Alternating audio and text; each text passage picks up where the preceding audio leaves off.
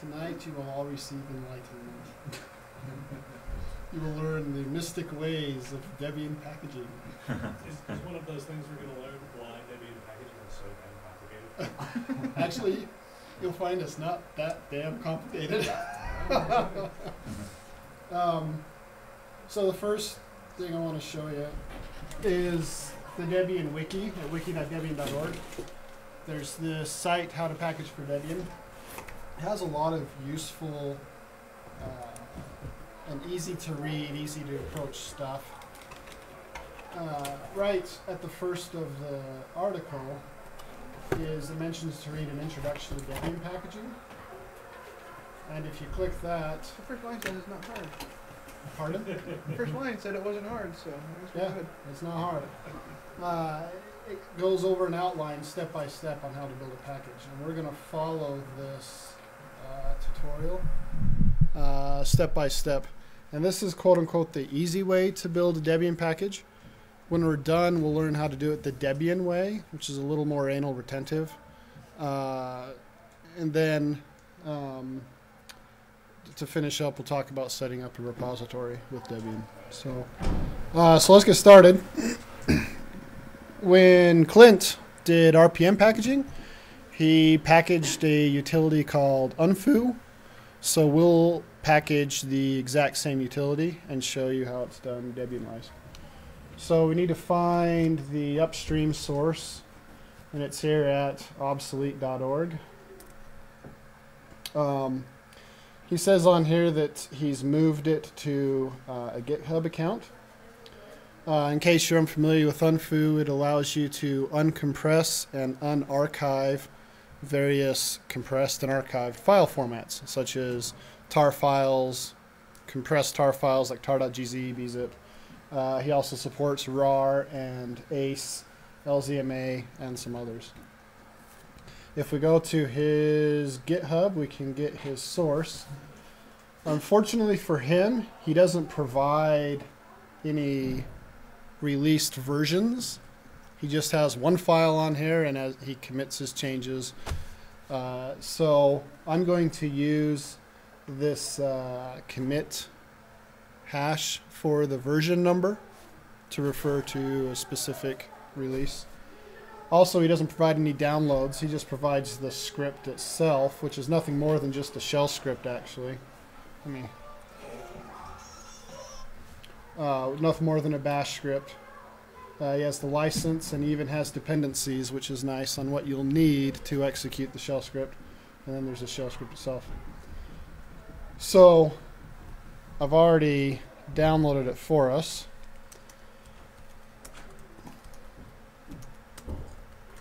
So I've created this dpackage directory. We'll end on Salt, which is a fun program that one of our local boys here in Utah is working on. In fact, Seth is part of the project. Clint is packaging for it. Maybe others in this room I'm unaware of. But Salt's pretty slick. Anyway, I've created this Unfurl directory, so we'll go in there. As we can see, I've been busy working. How about we start from scratch? Let's do that.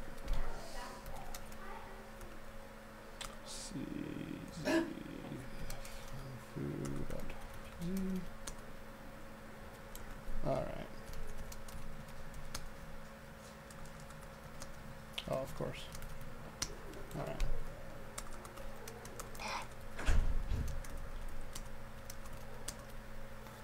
So we'll go ahead and get his source. And thankfully for him, he provides a direct link right here.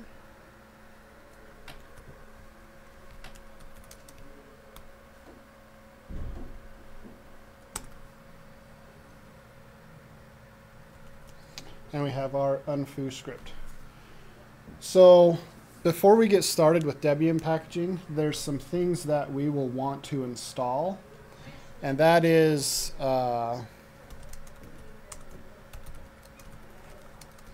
Build Essential, Dev Scripts, DHMake, and Lintian. Let me bring that up top. Build Essential is a virtual package that provides a lot of other packages that are necessary for compiling C code and C++ code, executing make files, number of other utilities. So it's kind of a meta package. Dev scripts are a number of utilities that are going to help us with our Debian package development. dhmake is a Debian helper package that does the same thing, or a similar function. And lintian is what Debian uses for checking packages for errors, or for maybe newer upstream versions, or it's basically a package checking program. I've already got all these installed, so no need to go through that. And so we're ready to roll. Debian is picky about their naming conventions and their directory structures, and we need to create the directory structure first. The Debian package utilities want a compressed tarball that contains the source code in a directory. We don't have that. We just have the source code.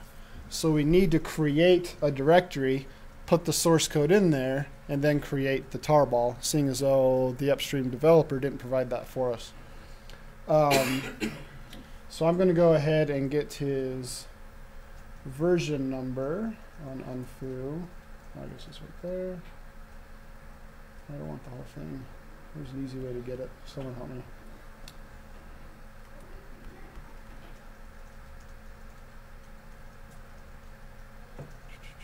I don't want that whole thing. I guess we'll just do that. So I'm going to make dir, and I'm going to call it unfoo dash and then the version number. And then I'm going to move unfoo into there, and then we'll go ahead and compress it. CVX, no, ZF. Now, Debian is picky about the upstream tarball that either you create or you got from the upstream developer. It's in the format of package name underscore version .orig.tar.gz.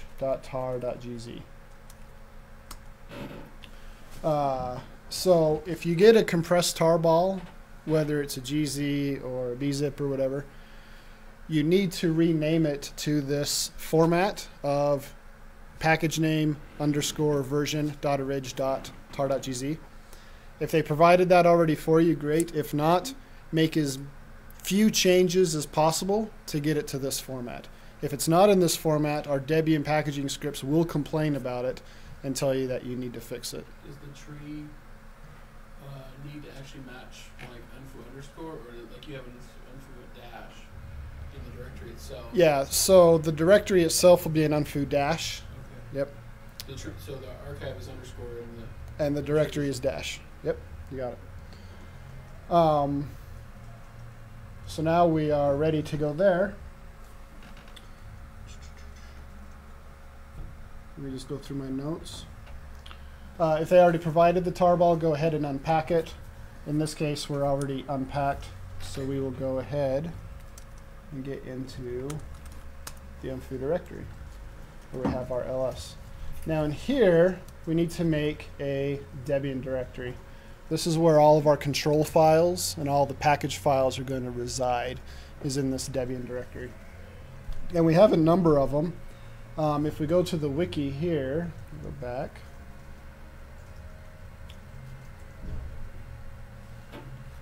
So here it talks about renaming and unpacking the upstream tarball. And then this is where we're at. We're going to make a Debian directory, and then there's a bunch of files that we need to provide underneath them. So we have a Debian changelog file, which will contain the changelog information.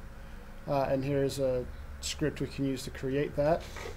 We also have a compat file, a control file, a number of files. I'll go through each of these one by one. Instead of creating these by hand, however, we can create all of them with one single swipe, and that would be.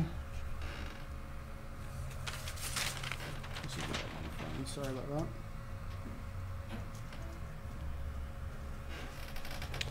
dh make. I don't have it.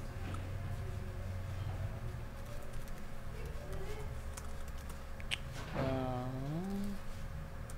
what was it? Sorry, hold on. You think I'd be better prepared? Yeah, it was dh make.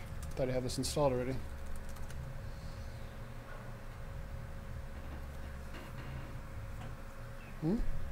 Oh, dash, not underscore.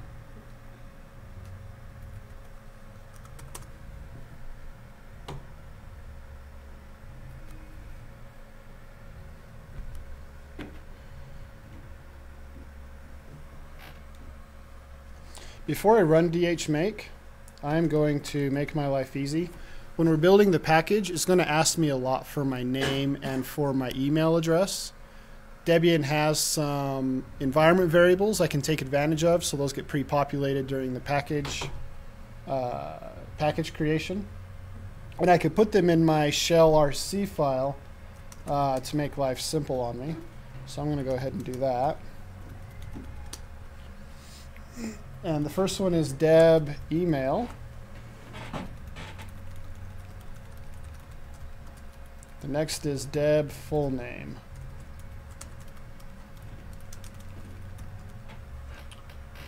And then we'll go ahead and export that. Thank you.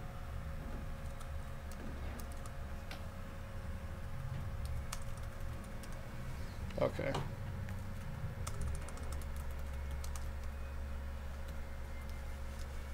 So I should be able to see my deb email and my deb full name. So now I'm going to go ahead and run dhmake to create to create my Debian structure. And I just use the -f and give it a path to my orig.tar.gz, which is this guy.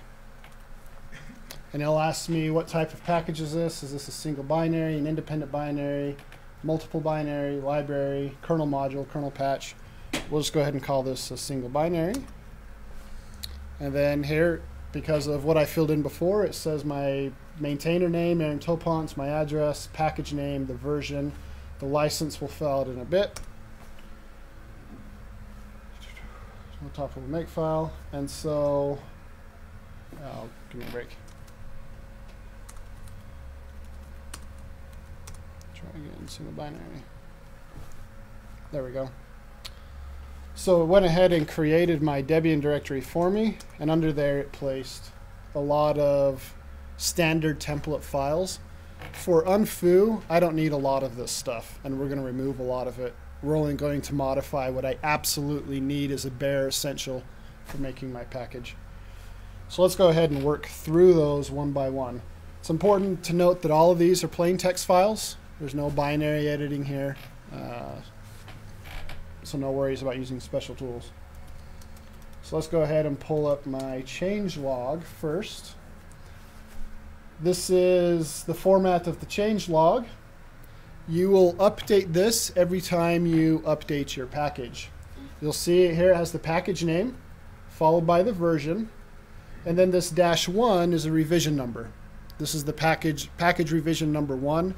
If I later find a bug in my package, I can create package revision number 2 after I've applied the changes, and I would update that here in this changelog. Does it follow the same rule? If they update their version, then you start over at -1? Yes. Yep. Then here it mentions this is an initial release, and it's closing a bug number. Before I can commit this to the Debian repositories, this needs to be filled out. So let's say this is your first time creating a package, and you want to submit it to Debian proper. They don't have it included in their repositories, like Unfurl, for example. Then you need to create a bug, a WNPP bug, which I believe stands for, what does it stand for? It's a wish bug. It's a wish list bug that you wish to package this package. And it'll give you a bug number in bugs.debian.net or bugs.debian.org. You take that bug number and put it in here. and you're closing that bug. You're closing the wish list that you want to package this for Debian. And then, of course, make sure you close the bug.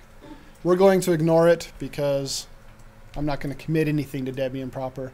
And it will give me a warning that I'm ignoring a bug, but it won't error out. So we'll be okay there. Sorry, this is a changelog for the package, not Unfurl. It's a change for the Unfurl package. Changelog. Correct. It's a changelog for the package. Yes. The upstream provider should provide their own changelog for upstream, and that gets installed separately somewhere else. Yep. Does every item in the changelog have to have like closes? No. As the initial commit, we're closing a wish list bug, but after that, no. If, for example, for Salt, there's a man page bug, and I didn't catch it until after it already packaged it, and so I created a patch file, patched the nroff page, and then repackaged it and just gave it -2, and in the changelog said found a man page bug, provided a patch until upstream fixes it. So next is the Debian compat file. This should just be version 8. This is a version number on the Debian compatibility that we're wishing to maintain. You can just leave that be. The big file you'll probably spend most of your time in is the control file. It pre-populated a lot of this for me with that dhmake that I made earlier. Obviously, some of these are pretty standard, but I should point out that there's 2 paragraphs here. The top paragraph, lines 1 through 9, is the source paragraph, and this is information about the upstream source code. The second paragraph, which is lines 11 through 15, is about the binary package itself. So we have that separation. So here my source is unfoo, and then here I have a section, and it says unknown. I do need to change this. Debian has sections where packages belong. For example, Firefox or Chrome would belong in the web browser section, where unfoo, in this case, would be under the utils section because it's a utility for uncompressing these things. You can get a list of that. I have that written down somewhere at packages.debian.org/unstable. Nope. All right. That should be right.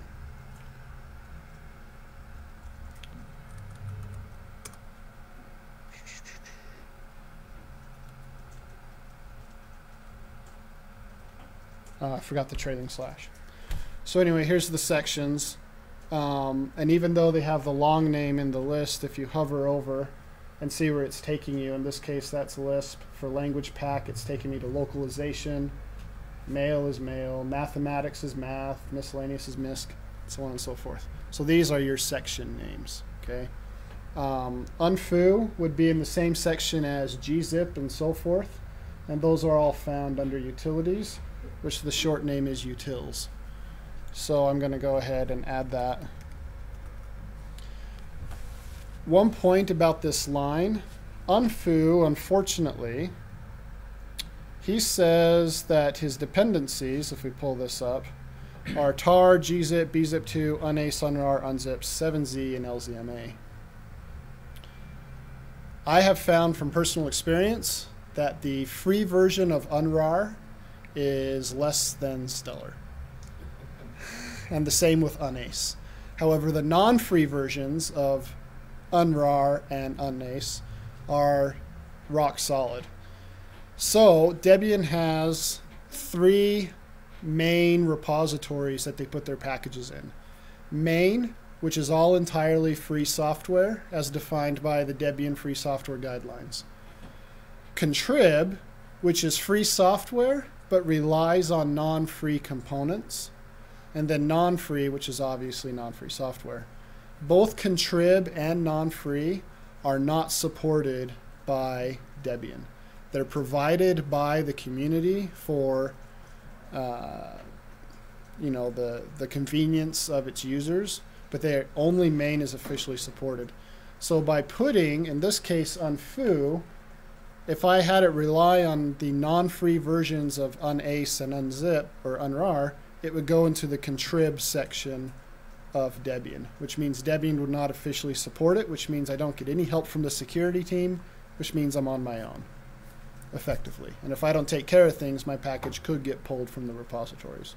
So I'm going to go ahead and put that. In this case, you would do something like that. Contrib/utils or non-free/utils. If it's in main, you don't have to specify main. Any questions on that?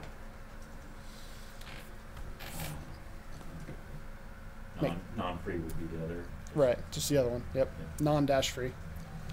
And nothing for main free. Yep, nothing for main. So for our priority, there's a number of definitions here. It could be any of required, important, standard, optional, or extra. Generally, packages that you'll be creating are under either optional or extra. They're only under extra if they're going to conflict with another package that is optional. Otherwise, generally, it will be optional. So I don't know why DHMake made extra, but I'm going to change it and put optional in place. Maintainer, obviously. Build depends. These are package dependencies that are necessary for building the package, not for building the source, the upstream source code.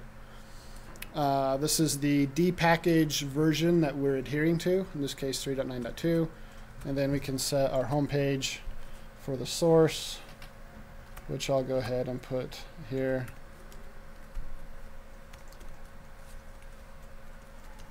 Now he's GitHub. Pardon? Why wouldn't you use his GitHub? Either or, I guess. He said he moved it there, so I mean that's fine.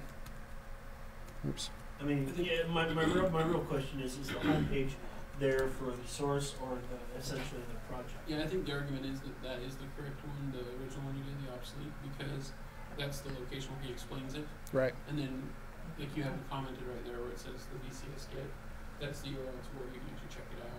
Yeah. RPM is a very simple thing. Yep. Yep. We don't put the URL in there for the actual Git repository, but where you can actually find out more about it. Yeah. Yeah, I would agree with Clint on that, in that assessment. I'll just go ahead and leave it. Then here's the binary stuff. Package, architecture. Debian supports out of the box 12 CPU architectures. i386, AMD 64, ARM-L, Spark, so on and so forth. So you need to know what binaries your package can be installed on. There are some other keywords like any, which means it can be installed on, it can be built on any architecture, but you're still going to have binary independent packages. And then there is also all, which means this can be installed on all architectures with a single package. Things like shell scripts and documentation will be all, but maybe some other source code that is quote-unquote platform dependent or platform independent could be any. You would just have to compile it for the necessary CPU architectures and build those separate packages. Does that make sense? And then here's the dependencies that Unfurl relies on. He gave us that list, so we'll go ahead and put those in there. He said tar, gzip. Get the list here.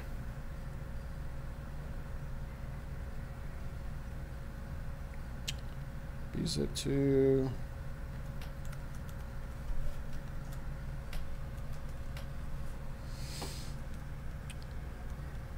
And I'm going to, like I said, change this to unace non-free and unrar non-free. Because those are more. You want to change those? Does Debian have 7-zip full? That's a good question. Let's find out.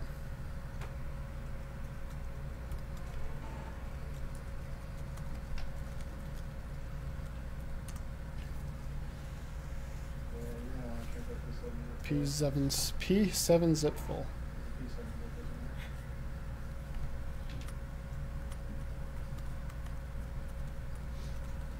Thank you.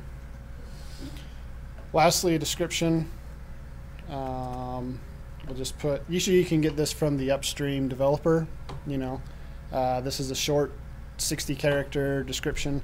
I'll just put uncompresses and unarchives. Archives? Or we'll just say files. How about that? And then a long description as necessary. Whatever. Right, whatever the upstream provider gave us. And that is a basic Debian control file. The wiki, the Debian wiki, has a lot more on what other available definitions there are to put into the control file. This is good enough for us, and for the sake of... In your depends, can you also list like bin bash if you wanted, like a script name or something? Yeah.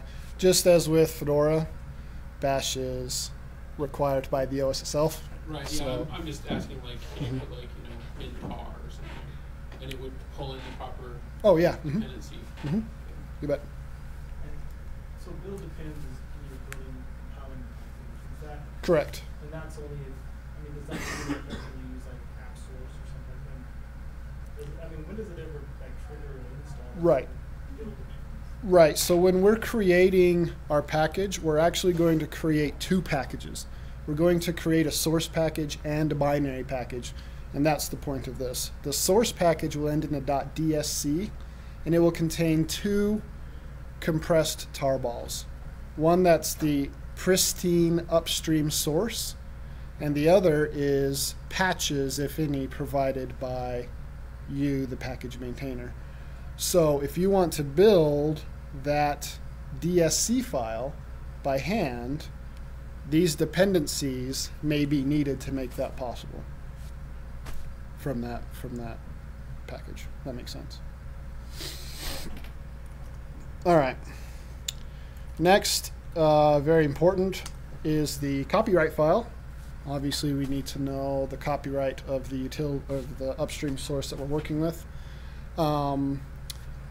As a word of note, you can get a list of licenses under user share, common licenses. And here's just some commons: the Apache 2, BSD, GPL 2, 3, so forth. If your upstream provider has licensed it using one of those, then you could go ahead and just copy the license notice right out of this file and just dump it into your copyright file.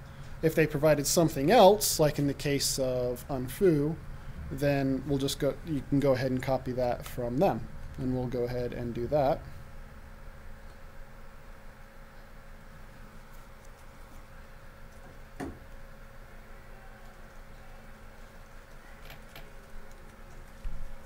So let's go ahead and change the copyright. Oops. Over here. Okay. So we'll change the source here in a second. Now with the copyright file, you'll notice on line 5 I have a files star. If I come down a bit further, I have, oh, I missed it. On line 16, I have a files Debian star. For your Debian package files, you can license them separately from the upstream source, of course. They're your files, not upstream developers. So for the Debian stuff, you can license them separately. They throw in the GPL version 2 or later license by default. That's fine for me. I don't care. But if you wanted to change that, you're more than free to do so. Or if you wanted to include it under his license, you could just take everything from files Debian star down out of the copyright file entirely, and then your files would fall under his license as well. So we'll go ahead and put his license in place. You'll note here that it has the license. I'm going to specify the special license here. And this is the, what was his name? Graham what? Forrest? Pardon? Is it? I think she says it in there somewhere. It's the 2 clause It's the BSD 2, I think. Hmm. It doesn't actually say in there, but he actually fixed it in the GitHub link because he told me to do it. All right. Well, if it's a BSD license, we'll use the I BSD. even asked him. I didn't read the license. I just copied and took The it. default BSD is the free file. I have an email that says so if you'd like the email, because Not that worried. I emailed Graham and asked him. You are the package maintainer. You make the decision. I'm going to make the decision that it's the BSD license. Alright, cool. That's cool. Pardon? I can check, but I think it is. I'll ask him to sign it with his GPG key, and then we can do it. The key signing party later. Someone with more Vimfoo than me. How can I cat that file and stick the results into Vim? R. Bang R, or is it just R? No, just regular R and then cat. And then cat and so on and so forth? No cat? Or just reads in some files. Some file. All right. Root. You're pasting the whole thing. Yeah, you need to. This underneath the license, it needs to be indented by one space. Am I got caps on? Nope. All right. And any blank lines, my goodness, need to have a dot to show that we're continuing with the license and that this isn't some new section of the copyright. Make sense? Before you go doing all that, do this. Control V. I'm already on it. Okay. Because you I'm like just showing wasting you. my time. Quiet, quiet, quiet. Wow, that was long. And then we just need to add these in place. Go ahead and get those. So what did you say that was for? To show that it's a continuation of the license. If it sees a blank line, it'll consider that this is a new files declaration and a new copyright section. And I want to tell the package that everything underneath that dot is still part of the license and that it shouldn't be treated separately.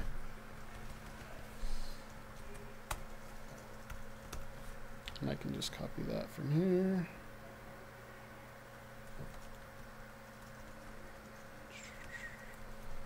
And if there are more authors, obviously we could put those in place.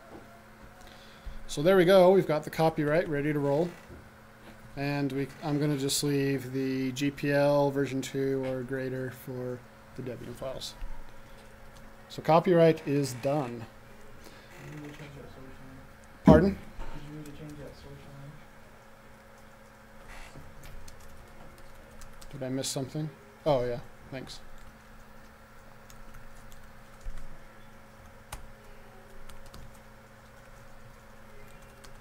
Okay. Okay, if there were any special documentation, like man pages or HTML or PDFs or whatever, I could provide those in a docs file, as you can see there. In this case, he's not providing anything other than a shell script, so anything I don't need, I can remove. So we'll go into Debian, and I'm going to remove docs. I'm going to remove all the Emacs and stuff. I don't need any of that. And knit.d, if this is a daemon, not daemon, that needs to be run, then I can provide that. Again, any man pages. We have some post-install, pre-install, post-remove, and pre-remove shell scripts that we can do when a package is installed for setting up an environment or whatever the case may be. I don't need any of those. I'm just going to do star.ex. And that leaves me with readme.debian, readme source, rules, a source directory. We'll get rid of that unfoo business. If we look at the readme.debian file, right here, possible notes regarding this package. If none, delete this file.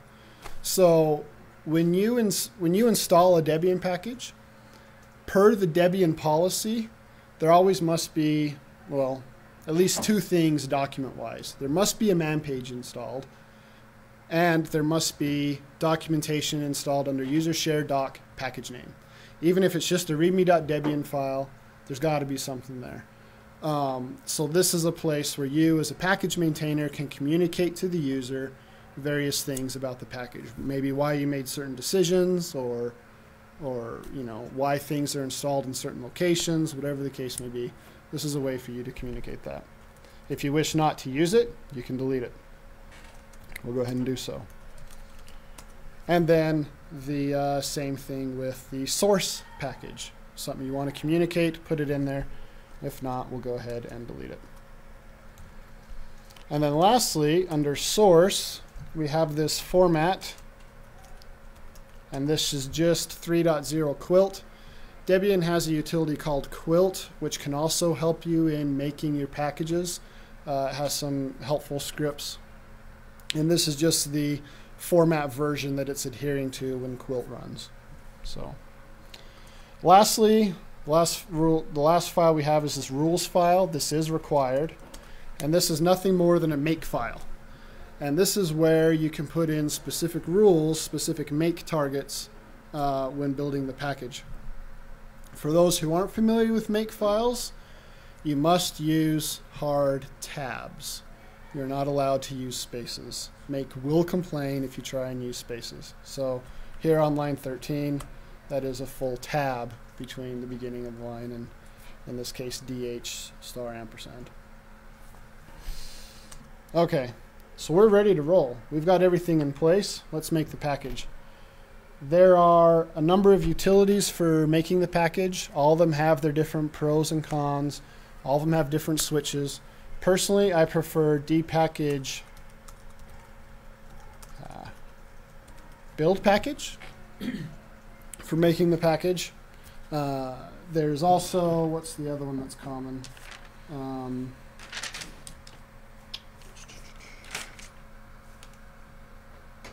Dbuild, D-E-B-U-I-L-D. This can also make your package, and it has various switches. I couldn't tell you the pros and cons of either one. I'm not that seasoned of a Debian package maintainer, so I'll let you discover those on your own. So go ahead and do package. You want to be out of the Debian directory, but in the untarred upsource directory, in this case, unfoo version name, when you run this. Go ahead and run it. It'll be verbose. It'll spit out some stuff. And in this case, it says I've got an error, syntax error in Debian control at line 14, unknown format. So let's look at that.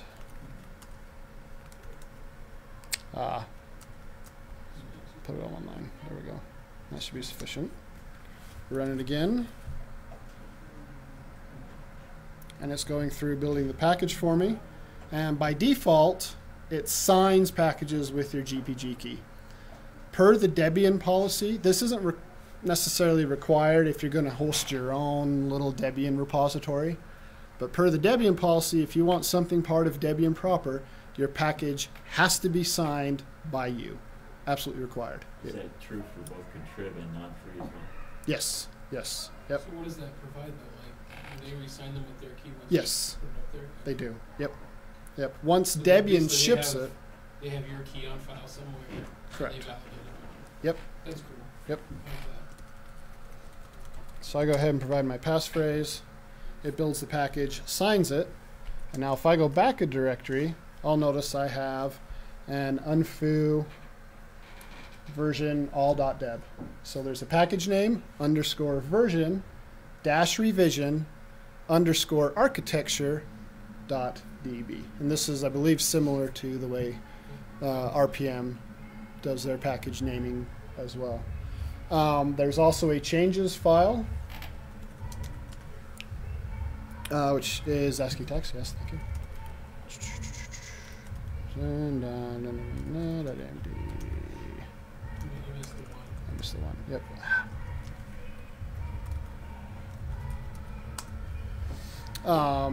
So here is a sign message that tells me all of the changes made. This was signed with my key, and then there are checksums of each of the files. For obvious reasons, you want to download the package, you run the hash sum, okay, it checks out, now you verify that the package is signed with my key, and you know that none of the bits have been manipulated in transit, right? So that makes sense. Okay. And then we also have our Debian source package right here, like I mentioned earlier. So we have the binary package, then the source package. This is the upstream tarball. Let's see, no, this is the upstream tarball. This is, what is that file? That's a good question. I'm not entirely sure.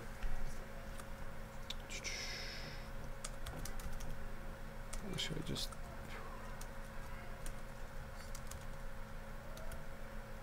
Let's see.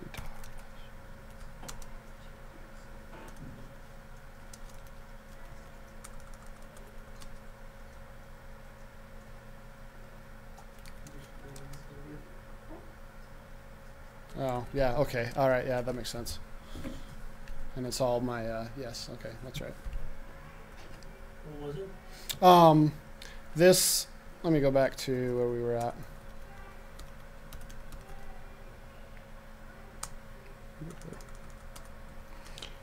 This is the compressed tarball of my Debian directory that contains the changelog, the control file, the copyright, the rules, so on and so forth. Okay, and at this point, I could install my Debian package and we would be ready to roll. So that's the quick and dirty way of doing the package maintenance. Any questions? On architecture, like if you say you're compiling Spark or something, do you need to have like a Spark machine? Yes. The tools don't have to like cross. Well, okay, so if you're going to provide a Spark package, binary package, and obviously you'll need a Spark machine to work on. If the okay, right. For the source package, however, if it's platform independent, then you would put any in, as we mentioned in the control file, and then when someone can take the source, they'll compile it on whatever architecture and create their own binary. So you have to do the compiling. If you want to provide the binary, yes. I thought Debian had like some kind of compile farm or something. Well, I mean, I'm sure they do, because what they do though is each machine has its own architecture, and then they just pass off the builds to those particular machines. That's what I was thinking they did that for you. No, I'm sure that's a build server. It's different than, because I mean they take the packages and probably build them on there, but that's a different process. Once you become a Debian developer and actually get access to the repositories and can push packages to Debian proper, they have a whole set of QA and testing and build servers and all sorts of stuff you have access to.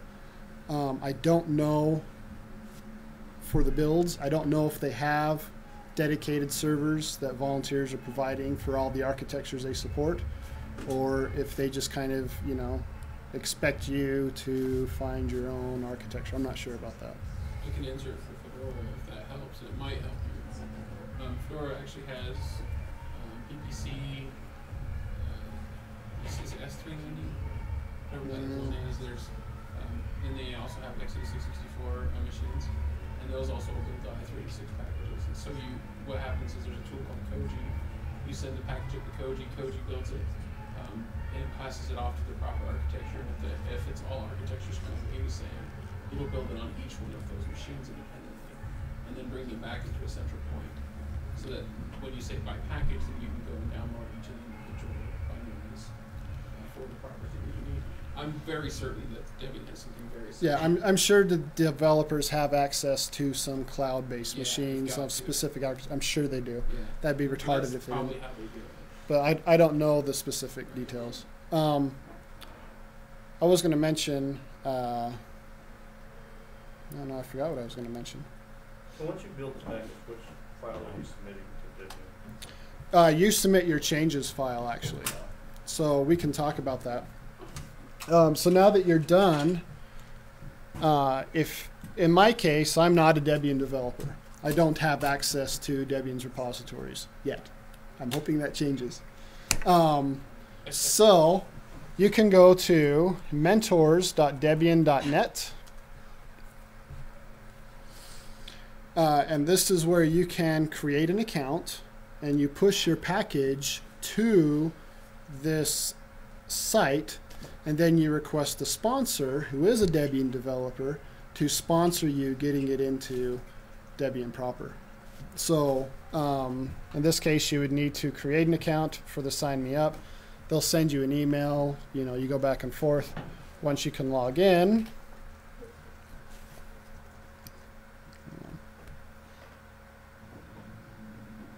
then you have details about your account, and it says right here at the top, I don't know if you can see it, I'll make it bigger, to put this in your .dput.cf in your home directory, and then it gives you everything to put there.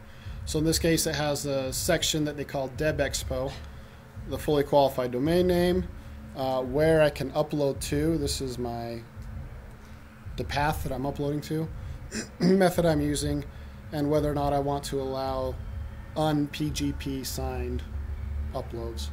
And I put my info here. I can upload and submit my GPG key, which I've already done, so on and so forth.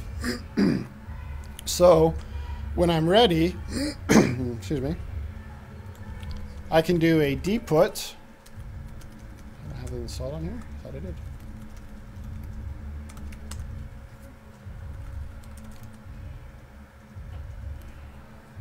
I know I had it installed on here. I wonder what happened to it.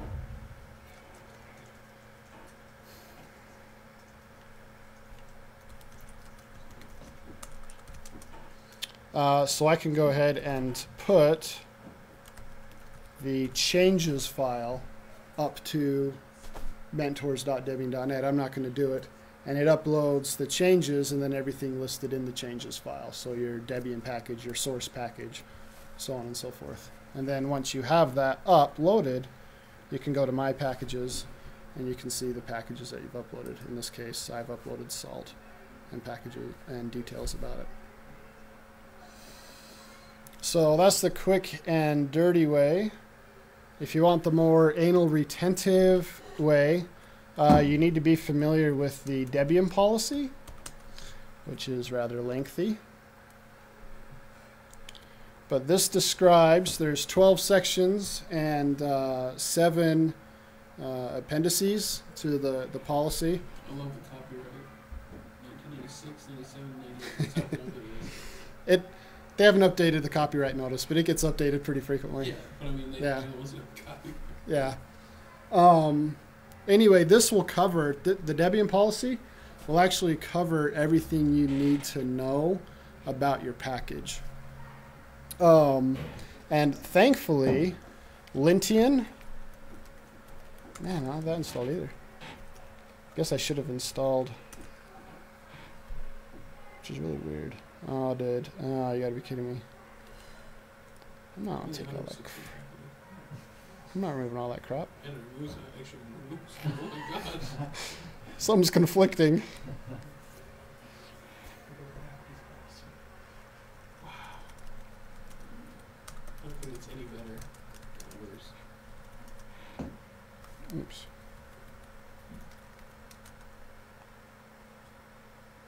Crap. Alright, well, you can run Lintian on your package, and it will let you know. It's probably when I jump to GNOME 3, stupid, that it, yeah.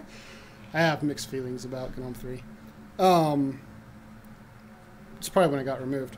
But Lintian you can run Lintian on your package, and it'll give you warnings and errors about your package on what is and is not adhering to the Debian policy.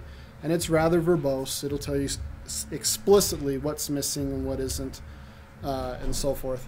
And there is actually a -- pedantic version of Lintian, which it does an even more fine-grained control on like grammar and, you know, file layout and so forth. So, but if you do get your package into Debian proper, there is an automatic Lintian server that checks your packages. Let's see, Debian QA. Yeah, QA.wr. Okay.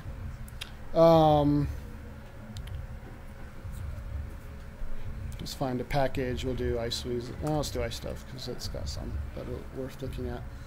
So here is the iStuff package. And then here, it's saying a new upstream version is available.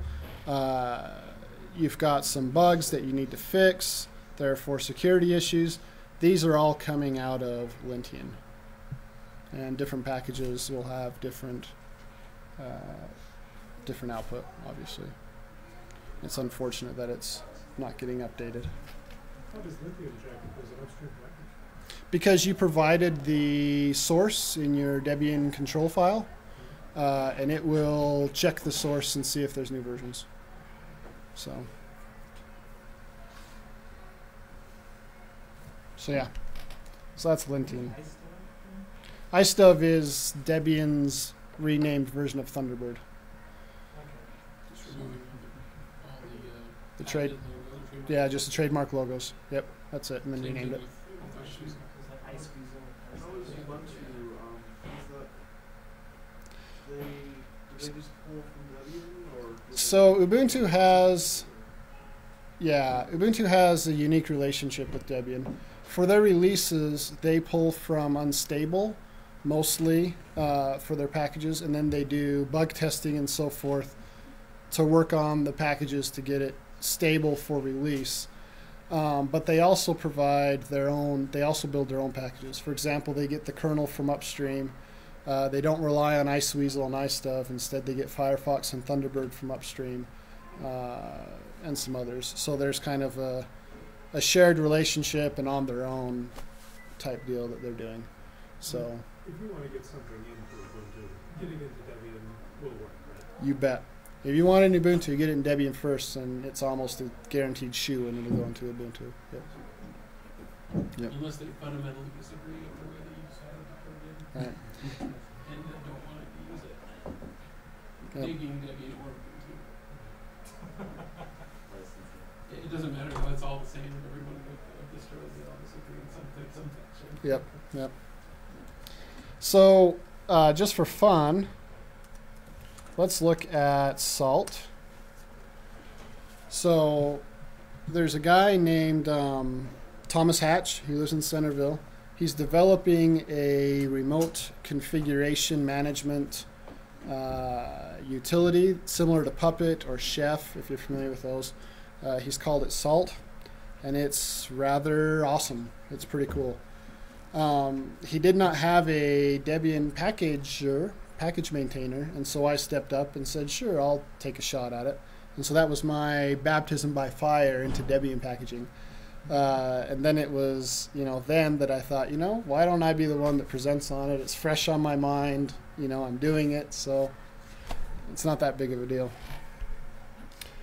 So this is the, let's see, let me go back. What's package directory? I have the Salt. I do. So here's my salt orig.tar.gz. Remember, it follows the package _version.orig.tar.gz. You untar it. I got my salt 092 directory. And then within there I have, I've put in both the upstream source and my Debian directory. So this is just all that's needed for building the Debian package. Everything else comes from upstream. Build, conf, doc, salt, scripts, setup.py. If we go into Debian, we can look at each of my files. So look at the changelog. Whoa. Uh-oh. Hold on.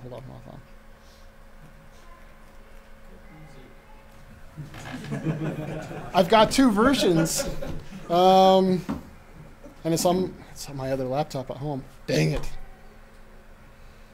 I could have swore I built it on here. Maybe that's why nothing was installed. Alright, this is a little embarrassing. Do I have anything worked on at all? No, this is pretty sad. Okay, well, yeah, dang it. And my other laptop is home and shut off, so I apologize. On the package repo. Actually, it is in the package repo. Yes, it is. GitHub Salt. We'll go there. All right. Yeah, we'll look in here. So we'll start with the changelog. Better. Yay. A little bigger.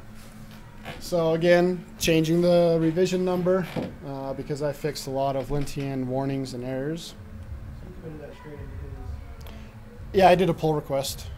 And then he, pushed it. There's the compat, which we left in place. Here's my control file. Much better. So here I have the, let's see, should have some builds depends. Yep, deb helper, Python support, and Cython are for my builds depends. And then all the dependencies, Python setup tools, Python YAML, crypto, yada, yada, yada, lib0mq, so forth. And then the package description and the long description. And just like with the license, you'll notice it's indented by one space, and the dot represents a continuation of the description, so we don't get that mixed up. The copyright, here's the copyright from Thomas. It's Apache licensed, and then I put the Debian files under GPL version 3. And then he, what is this file? I'll have to get back to you on that.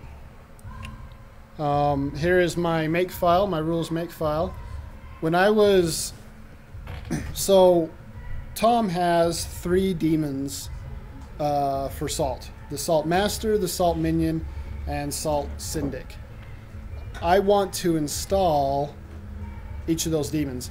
Now for Tom, he wants to have a split package.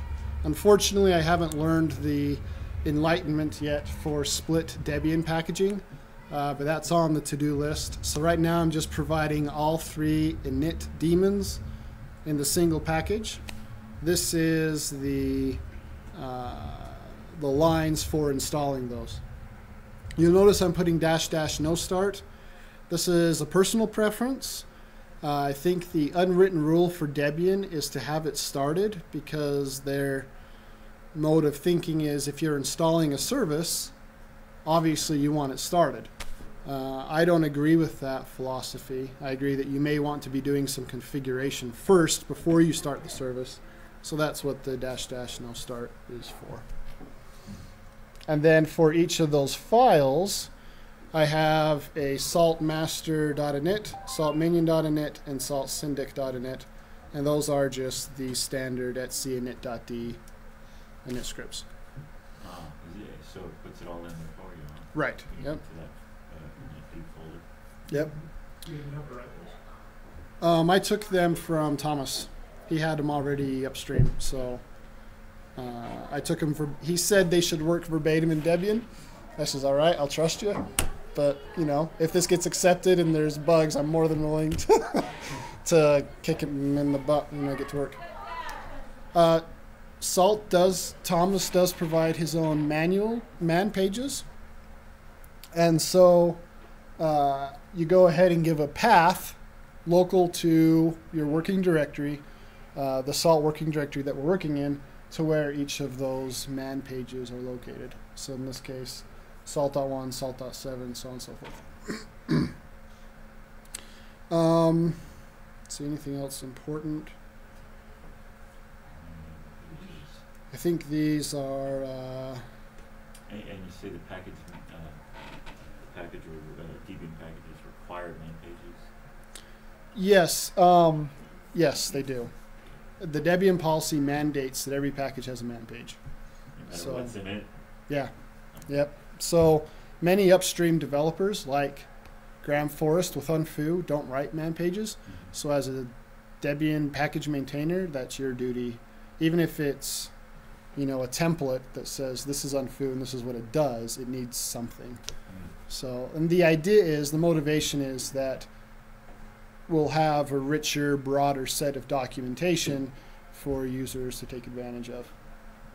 And I will have to say, I'm not picking on Arch. I'll just say that Arch does not have that philosophy. So it's frustrating to me when I want to pull up a man page, it doesn't exist, or I want to go to user share doc and it's not there. You know, even if it's a readme.debian file that has nothing more than, hi, I'm your package maintainer, there's some sort of peace of mind knowing that at least docs are being made or attempted to be made. Anyway, personal thing. There's a patches directory if you want to put in your own patches. Salt, so the copyright file that we saw here, this will install user/user share doc license with all uppercase license. Tom provides his own uppercase license file, and his setup.py installs that into user share doc license. So Lintian complains saying you've got two separate license files being installed in the same place.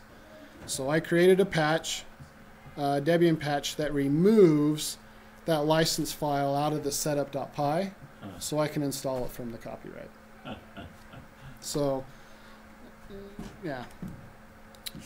Explain again how easy it is to write a package in Debian. If you follow, I don't think it's that bad. Really, all you have to worry about is your control and copyright files. And obviously, the more intense packages like Firefox, the more intense it's going to be packaging it, for sure, in Debian. But for simple things like Unfurl, Salt isn't too terribly complicated, but there are some little things here and there. So anyway, that is Debian packages. Any questions? I'll answer most of them. I have a very specific question about Salt. If again, it's more appropriate for after the meeting, feel free to defer it. I was wondering, Speak up. The man pages at the moment are in Sphinx. So, is there a workflow where, as part of building the Debian package, you can build the Sphinx documentation and pull the man pages out of that? Because at the moment, the man pages that are in the Git repository are copies of the built final versions that are just put in there after the fact. Right, so the man pages are written in Sphinx, and then you run a utility that builds the nroff. Is that what you're, so? Yeah, so it was kind of a specific question. More generally, I guess I'm wondering, how would you, say like you wanted to do some kind of build process, as part of building the package, generating the documentation, generating the man pages. How would you work something like that into packaging? You can, that's a good question, and that's something I'm struggling with right now with that man page patch that I need to provide. Incidentally, that's fixed actually. It is? He fixed that ... Okay, good. I cheated, I just pulled up the dots. Yeah, that's, yeah. The pre and post files that I showed you before are when the package actually gets installed on the user system. Supposedly there is a way to do things before building a package, like setting up some sort of environment, but I have not figured that out yet. But that came up when I was packaging Salt. How do I handle this situation? And we determined a patch would be the best way. But it would be kind of nice to have a full build of the HTML documentation in user share doc. oh, you mean just installing extra docs? Well, the thing is the HTML files are not in the source. You have to build them. You have to run them through Sphinx. Yeah, Okay. Okay. That should be part of the Part of the make, yeah. Yeah. I mean, obviously you're not compiling the Python code, but because when you compile Git, for instance, you compile Git and then you compile the documentation at the same time. So that would be something you do in your packaging. Yeah. Is that you just make a make okay. file to compile the documentation, and then you could pull And we have that in our rules here. So there probably is something in there for making that, I would imagine. So then, as part of the dependencies for the package, you would have to put in whatever's responsible for building the documentation. Yeah. In the build depends. Yep. Yeah. Yep. And what if that is not required for the package itself? It's just required for that one-time build. Does it make sense or is there any mechanism in place to? Yeah, that would be that build that. Oh, build that. So then that gets removed after it's built. Well, that's only on the building system, so it'll only be on his laptop. Right. Makes sense. Right. And just the documentation would be dumped from the package. Yeah. Mm-hmm. Then they would, the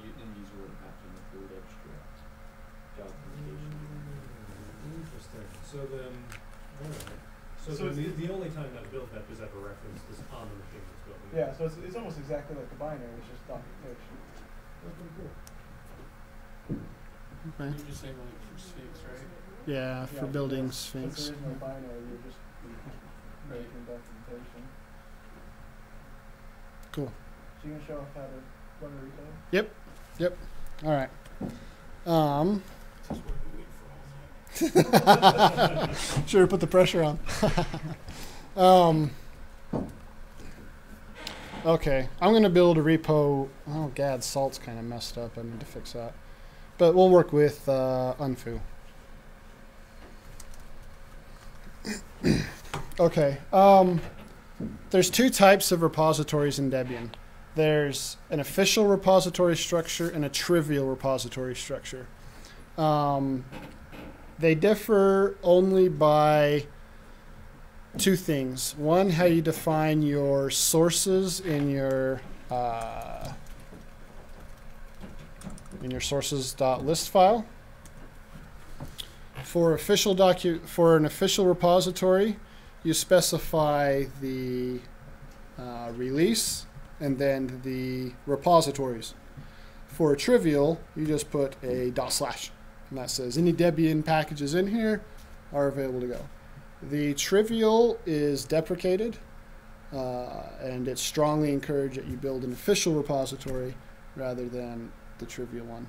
But technically speaking, a directory just containing deb files can be a repository, and that's a trivial repository. An official repository will set up more of a metadata and file structure.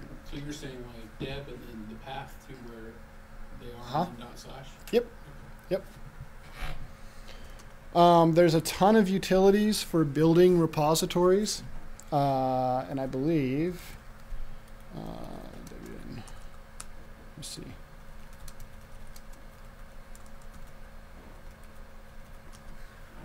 I'm trying to find the list for you. Yeah, so there's this utility called DAC for the Debian Archive Kit. It's not provided by Debian proper. It does rely on Python and PostgreSQL for running a database that will tell the person making the query where to find all of the packages. It's designed for large repositories, so tens of thousands or more packages. GPG signing is supported, other things. There's a mini DAC version, which strips the requirement for a database, but as a result, you don't get the speed enhancement, so it's more designed for smaller databases, local databases, because it's going to query a file rather than a database for where to find the files you're requesting. Mini DAC is also not part of Debian proper. There's RepRepro, also known as Mirror. This seems to be the more accepted way for building a Debian repository, and this is what we're going to use. This is provided by Debian proper. This can, I believe, doesn't say. I believe this does support databases or flat files. But this is great for setting up just a little local repository, maybe something within your company to provide your own company's packages. And it's fast, it's slick, it's pretty good. And there's a number of others. We could go on and on and on. All these different ways of creating Debian repositories. So we'll use RepRepro. So of course you'll need to install it.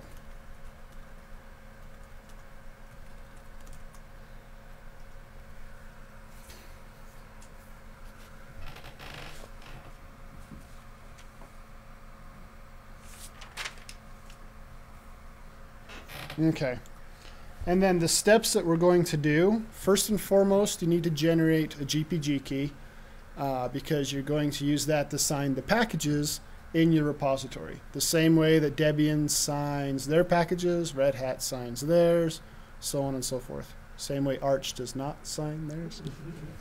Sorry, I had to throw that in there. After we create our GPG key, Then either we build our packages, if you're going to be a package maintainer, or you collect the packages. You'll need to sign each Debian package. Then we'll go ahead and install them in the repository, configure your web browser to point to them, and then tell your users how to update their repositories list so they can access your packages. So let's start with the first, which is generating a GPG key. You do so with gpg-gen key.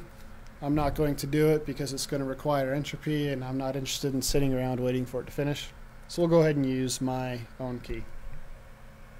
We've already created our Debian package. We have our unfurl.deb file that we're going to use. So we're good there. All we need to do now is sign the package. And this is done through the utility dpackage-sig, which I have installed. Wait, you previously signed it.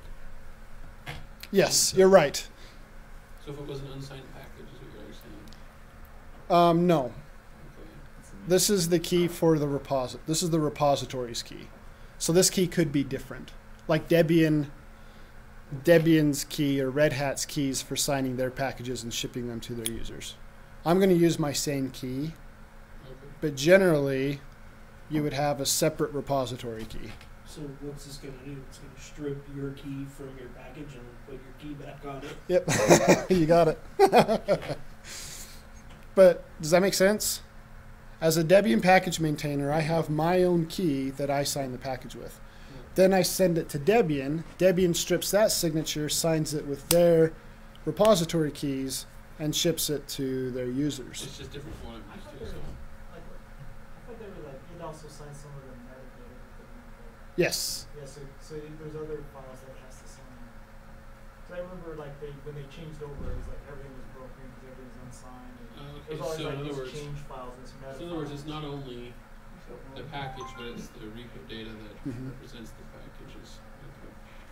Which makes more sense in terms of why you have to resign it. Right. So I'm going to sign it with my own key, but pretend this is the repository's key that we're signing it with, right? This builder directive tells me that in this case says that I'm the package builder who is signing the package. I don't know if that makes any sense. I think this explains it better. Let me find it. What says that? We'll read it from the official documentation. Just some guy's website. The builder name mentioned is a Debian convention indicating that the builder of the package signed it. The GPG key used will be the one you set up above, providing you're running the command is the same you set up the key with. So in this case, I'm the package maintainer of Unfurl. I built the package, so I provide builder. And then we're going to sign that. I should ask for my passphrase. And now we're signed. Trevor. So what additional information is on the package that wasn't there originally? Yeah. For this exact scenario, nothing. So what's the purpose of, if you were, I kind of understand this. So in this case, why is the builder even there? Signed? Because the package may not be signed. That was loud. The package may not be signed by the package builder. Oh, okay. So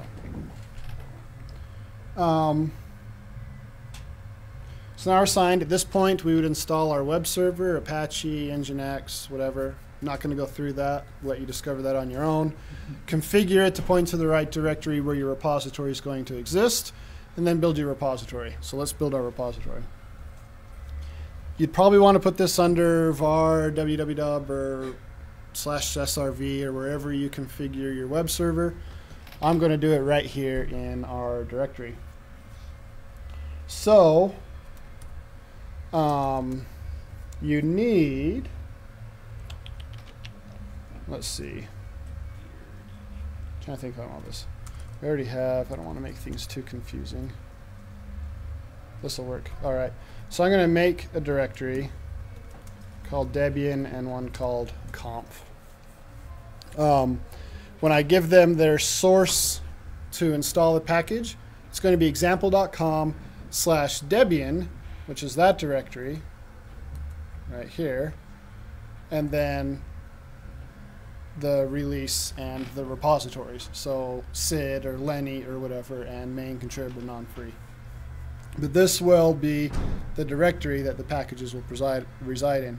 This conf directory is metadata about the repository, packages that I'm going to provide. Now we can create this by hand, or we can use a helper script. I'm all about helper scripts, so let's go that way. So the only thing I need to do, it's going to complain otherwise, is I need to touch distributions, I believe. And anything else. And then we can run rep repro.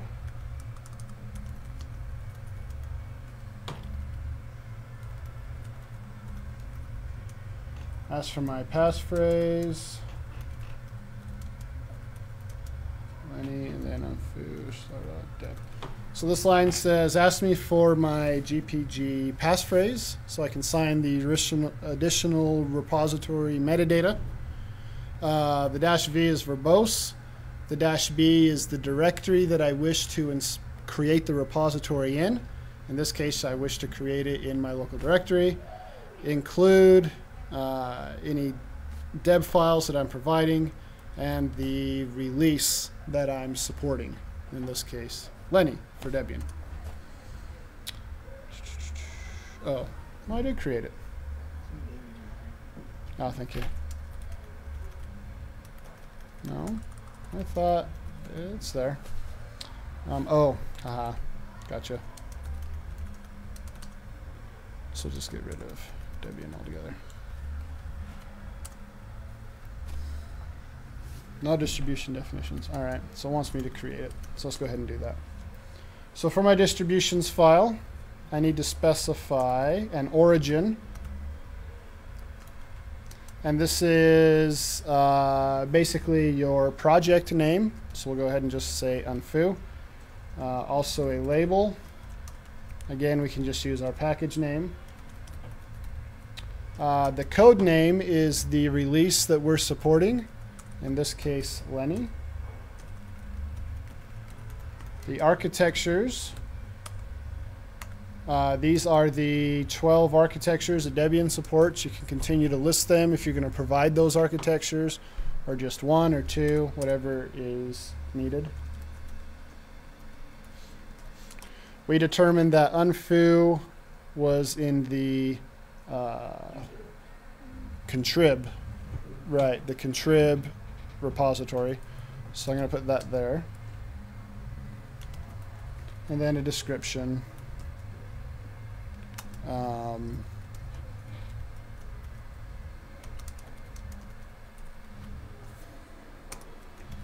Then we have these overrides.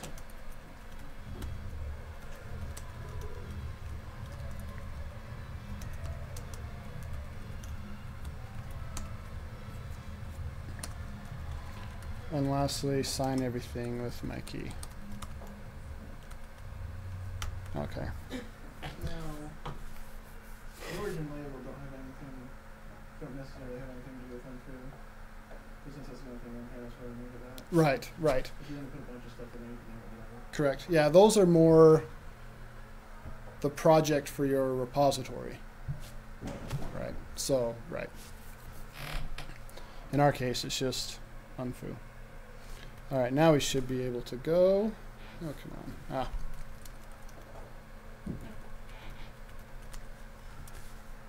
There we go. Yay. So it created a pool directory. The pool directory is where our repositories exist, main, contrib, and non-free. And then it sorts everything in alphabetical directories. So unfurl starts with U. I've got contrib U, and then unfurl. And then the indices for the various architectures we're supporting. In this case, i386 and AMD 64, and then my signed package files.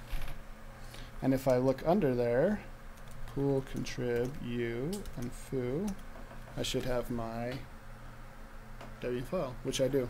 And if I wish to add more files, all I have to do is rerun rep repro on that file, which I think,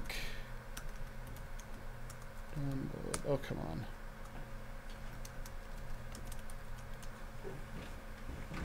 Let's do this. I thought I'd have something there. Okay. Anyway, you can run rep repro on additional files, and it'll update the metadata, put them in the right directories as necessary automatically for you. Make sense? Wish I had another deb to use. Oh, I've got the salt deb. Let's do that. Repro. Why aren't you tab completing?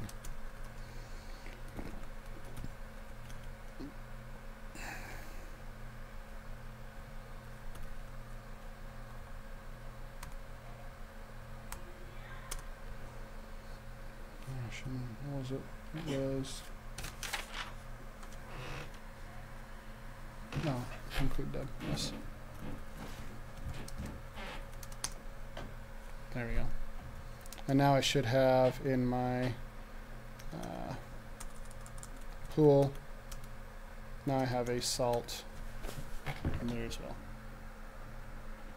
Make sense? The last thing you may want to do is to create a sources.list.d file for your users so they can just drop this into etc sources. My goodness. Let's see, apt sources.list.d. In this case, I have the Google Talk plugin .list. You can create your project.list file, and just like Google's, you would just put in the deb line for finding your file. So example.com / the path to where it's going to reside, then the release that you support, and the repository. Make sense? Then they can just download that, drop that into etc apt sources.list.d, do an apt-get update, and then they can apt-get install salt, apt-get install unfurl, and they're ready to roll. That's it. Any questions? Yeah, okay. What if you wanted to have something completely internal? Like, what would you say the fastest way to build a deb, which is just a tarball and maybe a shell script or something, just for internal use? To build a deb or to build a repository? To build, well, the repository looks pretty easy. How about deb? So for building the Debian package, just basically the steps we went through with Unfurl, the quick and dirty way of editing your control file, editing your copyright, and then just running dpackage build package and fixing any errors that it might encounter.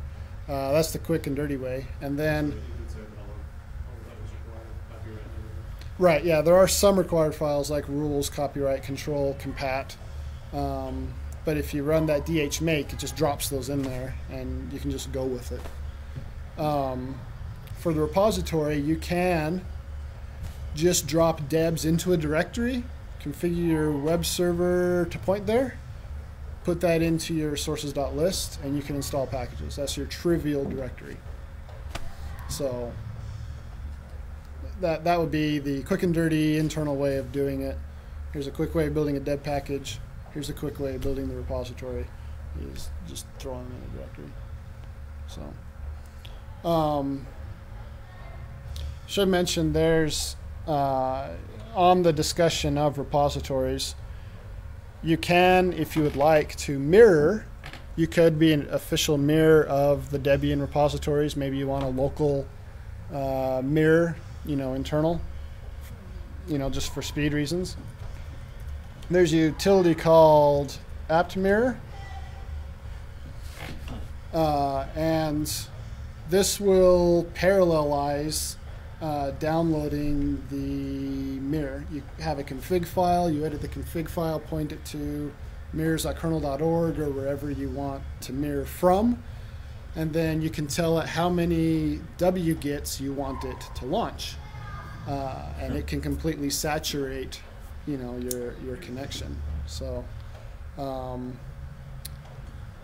ran this for a while, but I decided I valued my disk space more than my network speed. So, but it's a way for you to mirror somebody else's repository if you would like, not only Debian's but some internal repo or whatever. So, did you have a question at all? No? Okay. Any other questions then?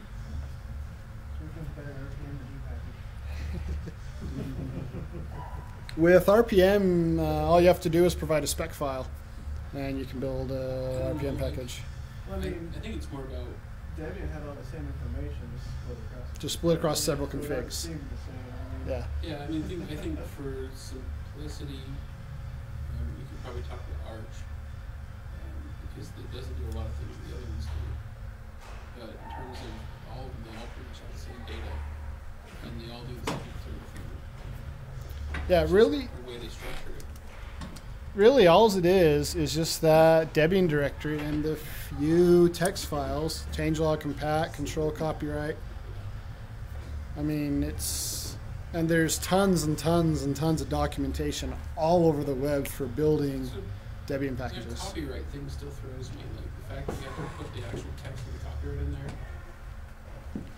Because usually what we do is that's required as documentation, so the word copyright is actually in the tarball somewhere, or like the copy file, and it has to have that in there. So we don't worry about it in the package itself. That's interesting. Yeah. That's probably the only thing that's like different and unique to me. And there is no way to grab that file from, say, the source directory if there is already, I'm sure you could just file or something. add it in there. Yeah, remember, this copyright file gets installed as user share doc package name license. Share doc. And we put,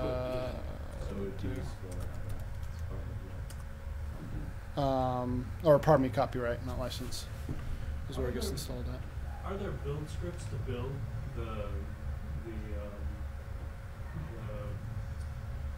package directory? You know, say like there were a bunch of steps that you didn't want to have to do manually every release. You know, copy over the copyright file. Well, that's the thing. So Tom is going to release 0.9.3. He said probably by this weekend. I'll do a quick comb through of his source tree and see if anything massive has changed, like he's added man pages or taken away man pages or something. Maybe he's changed the init scripts. I don't know. But if everything seems the same, I already have a working directory. I'll just change the changelog and rebuild. So everything's already in place the first time. Any additional times, it's just minor changes here or there that need poking. I mean, I assume he's not going to change the license the next release, you know? So That is something you have to check. it is something I have to check. You bet. Yep. Here's a question. In Clint's demo, you showed how to pull a version number out of a Python package. Since 0.9.2, Salt has moved the version number into Salt itself. Is there a way you can pull that in automatically? Actually, Possibly. Go ahead. I don't remember that. Was version anywhere besides the package name? Was it in the? It's in the changelog. Oh, okay. Yep. That's where. Yes, it is. It's not like in the controller. Well, it's all over the place, really. It's in the orig.tar.gz. The version number has to be there. Yeah. It's in the changelog. It is in the control file, I do believe. Good gravy. Where am I?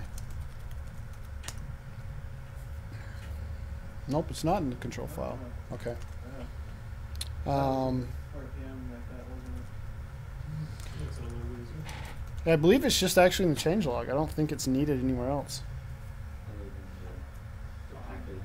Yeah, the actual package. Yeah, the tarball. Yep.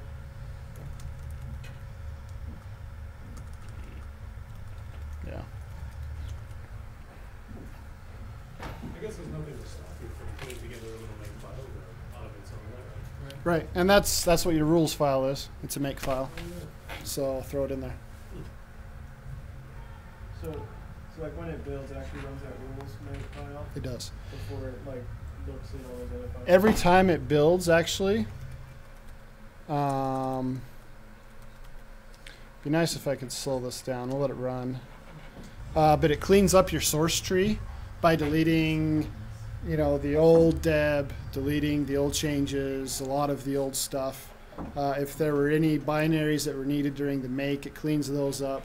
It just cleans up your entire Debian directory and then goes from scratch. And it tells you bit by bit what it does. So here's our DH clean, where we're cleaning up the source. And then we go through building the, we check the existing original tar.gz. We build the Debian stuff. We build our source package, so on and so forth. What does DH do? Stands for Debian helper. Oh, okay. It's just a set of scripts, as you can see here. Oh. DH test root, DH pref, blah, blah, blah, blah, blah, blah. Stuff. Yeah. I see. So, then signing the package, and so on and so forth. Yep. Now, again, I've only been at this for about a month. So, I hope I answered all your questions, but if it's unanswered, send it to the list and maybe someone else can pick it up. But I don't know. But, any others? Do we get a mentor yet for Salt? I don't. And I actually hit up Tim Riker first, and he's not active as a Debian developer any longer. I don't know if he's got tied down with his job or with his family, but he said he's not active. He wouldn't be able to sponsor me. All right, cool. So you're just kind of waiting for somebody to volunteer, or is it? Yeah, so there's a mailing list, Debian maintainers, I believe it is, where, effectively you can, just kind of hit up and say, hey, I'm looking for a sponsor for this package, and see if anyone responds. And if not, maybe 6 weeks later, do it again. Just kind of keep bugging Do it them. every week. Isn't Elizabeth Belacqua, she's still a Debian maintainer? Have you talked to her? Is she? She was. I didn't know that. Yeah. I'll bug her. Yeah. I didn't know that. Cool. One thing that you do when it gets sent to mentors.debian.net, a new bug is created. Let's see if we can go here. Let's see if it has it.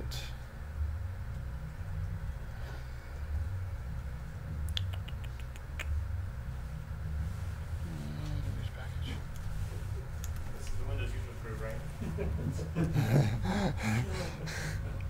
How's it going, Tristan? This is going to be requested packages. Anyway, it creates a bug in their bug tracking system, and the header is ITP for intent to package, and it includes the changelog, and then it includes the description of the package from the control file. And so it automatically announces itself to the developers. And I had Martin Kraft, or Croft, I don't know how you say his last name. He's one of the core Debian developers.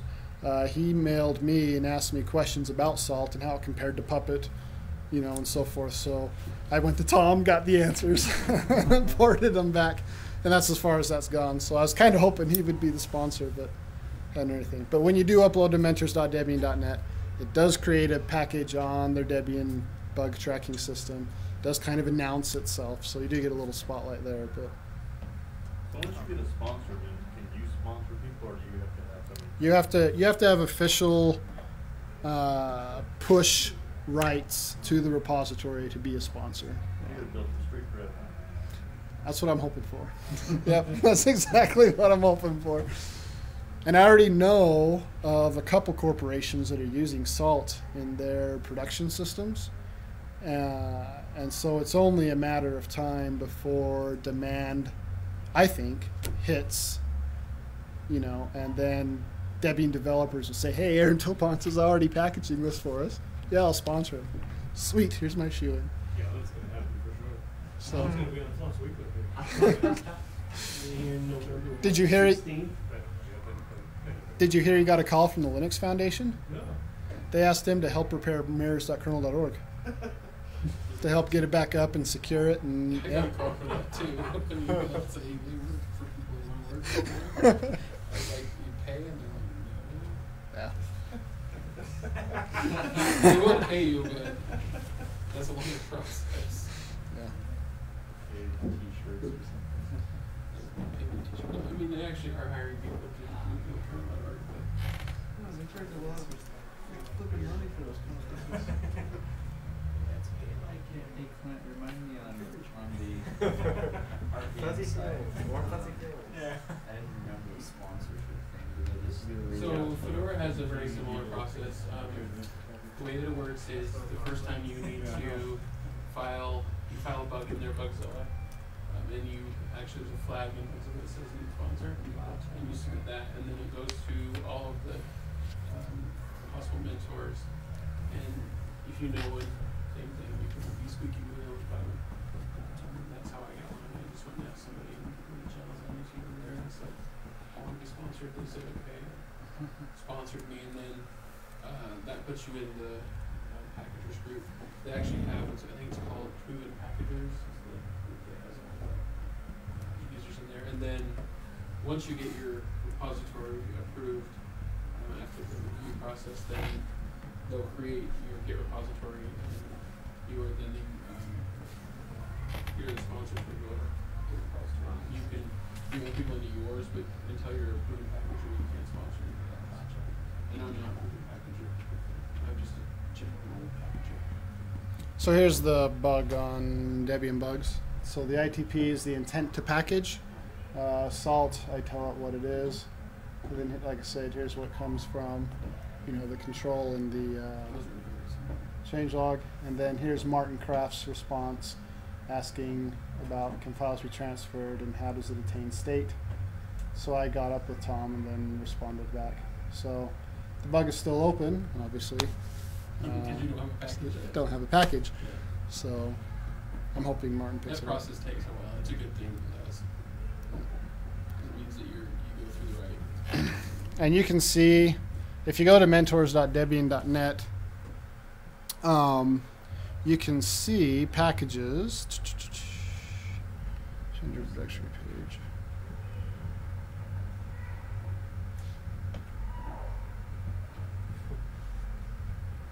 No, where are you? Dude, are your toenails painted? Yes. Whoa. That's pretty color. Thanks. You can find. We can converse about this after. Where is it? Hold on a sec. Give me just a second here. Almost.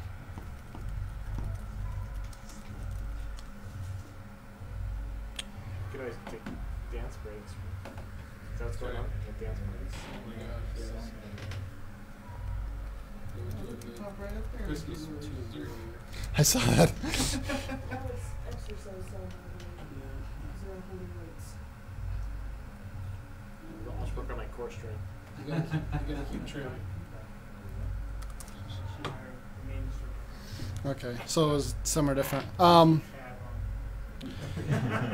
sure everything's under control down there. If I assume during work hours they're not actually down there.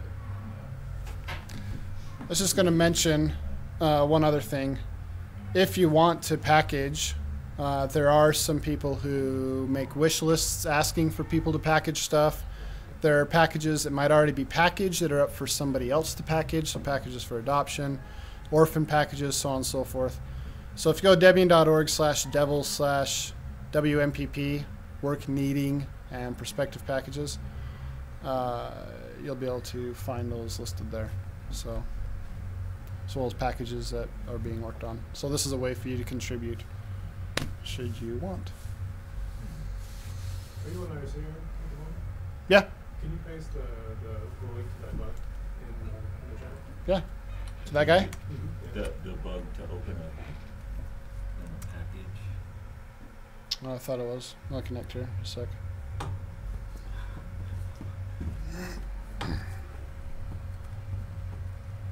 There you go. So we saw this many people? It's a lot of people. Yeah, you're missing out, man. I know. You missed my presentation last month, but you go slacker. I missed it because you were. All right. So any questions? Any other questions, I should say?